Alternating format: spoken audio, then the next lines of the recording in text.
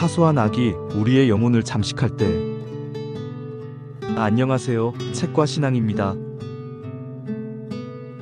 우리는 스크린 속 괴물이나 역사 속 독재자처럼 거대하고 극적인 악에는 분노하고 경계를 합니다. 하지만 진정으로 우리 자신과 공동체를 병들게 하는 일상 속에서 우리가 무심코 저지르거나 외면하는 사소한 악들에는 관대합니다. 오늘은 우리 안에 도사린 이 작은 빈틈들이 어떻게 우리 영혼을 잠식하고 사회를 무너뜨리는지에 대해 고민해보고자 합니다. 이 악들은 처음부터 괴물의 얼굴을 하고 있지 않습니다. 그것들은 그저 선의 부재라는 소극적인 모습으로 시작됩니다. 그러나 문제는 그 빈 공간이 결코 수동적인 공백으로 머무르지 않는다는 점입니다. 오히려 그곳은 부재하던 악이 비로소 실체를 얻어 태동하는 바로 그 시작점이 됩니다. 진실이 부재한 사소한 거짓은 사기꾼의 가면으로 성장할 수 있습니다. 모든 것은 아주 작은 진실의 부재에서 시작됩니다. SNS 프로필의 미세한 거짓말, 이력서에 부풀려진 한 줄, 관계의 불편함을 피하기 위한 선의의 거짓말. 우리는 이런 사소한 것들은 누구에게도 해를 끼치지 않는다고 스스로를 위로합니다. 하지만 진실이 있어야 할 자리에 생긴 이 작은 공백은 더 큰 거짓을 끌어들이는 진공 상태가 됩니다. 하나의 거짓은 그것을 지키기 위한 또 다른 거짓을 낳고 우리의 내면은 점차 진실과 거짓의 경계를 구분하는 능력을 상실합니다. 이는 단순한 개인의 도덕적 해이를 넘어섭니다. 사회심리학적으로 진실의 가치가 무너진 사회는 신뢰라는 사회적 자본을 잃게 됩니다. 사소한 거짓에 무감각해진 개인들이 모여 만들어낸 세상이 바로 가짜 뉴스와 금융사기, 불신과 냉소로 가득 찬 오늘의 현실입니다.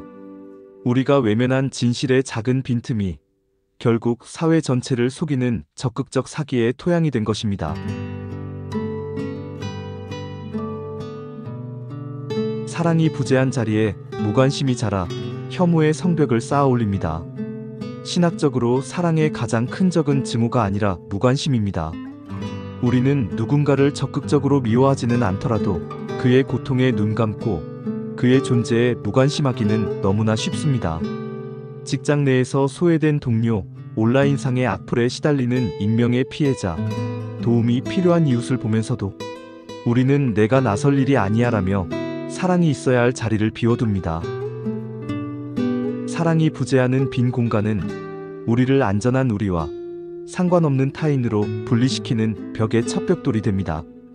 사회심리학적으로 이 타자화 과정은 집단 따돌림과 배타주의가 자라나는 배양토입니다. 개인의 무관심이 모여 집단의 암묵적 동의가 될 때 그것은 더 이상 수동적인 감정이 아닌 단합된 왕따 현상이라는 능동적이고 잔인한 폭력이 됩니다. 특정 세대, 지역, 계층을 향한 혐오와 배제가 바로 이 무관심의 구멍들이 연결되어 만들어진 깊이를 짐작할 수 없는 거대하고 차가운 블랙홀입니다. 용기의 부재는 비겁함이 되고 끝내는 비열함으로 변질됩니다. 부당함을 목격했을 때의 침묵, 약자를 향한 조롱에 대한 동조, 진실을 말해야 할 순간의 회피 등은 정의를 향한 용기가 발현되지 못한 현상입니다. 이 용기의 부재는 악을 행하는 것이 아니라 선을 행하지 않는 비겁함에서 시작됩니다. 우리는 자신의 안위와 평판을 지키기 위해 용기가 있어야 할 자리를 비워 비겁함을 키웁니다. 이 비겁함의 순간은 우리 영혼에 깊은 자기 혐오를 남깁니다. 그리고 이 수치심을 견디기 위해 자신의 행동을 정당화하기 시작합니다. 나서봤자 바뀌는 건 없어. 저 사람도 문제가 있으니 당하는 거야. 이 자기 합리화는 비겁함을 현실적인 지혜로 둔갑시키고 종국에는 약자를 공격하며 자신의 정당성을 입증하려는 비열함으로 전락시킵니다.